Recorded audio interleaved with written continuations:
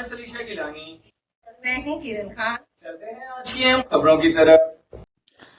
ताज़ा तरीन खबरों से बाखबर रहने के लिए हमारा चैनल सब्सक्राइब कीजिए। रुक करेंगे मुल्तान का, जहां से रिपोर्ट कर रहे हैं हमारे नुमाइंदे जाजिब रजा।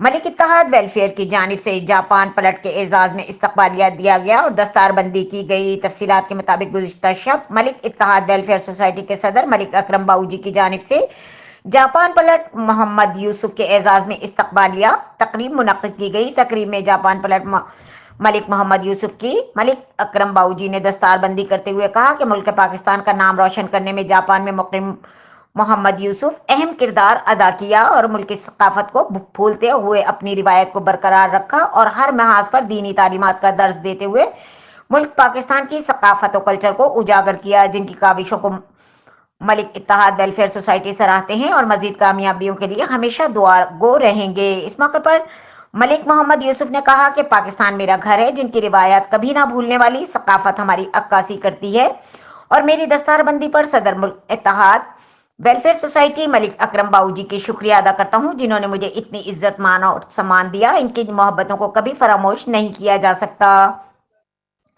इस्तकबालिया तकरीब में मलिक जाफर, मलिक सकलैन, सुमैर, दीगर अफराद भी मौजूद थे।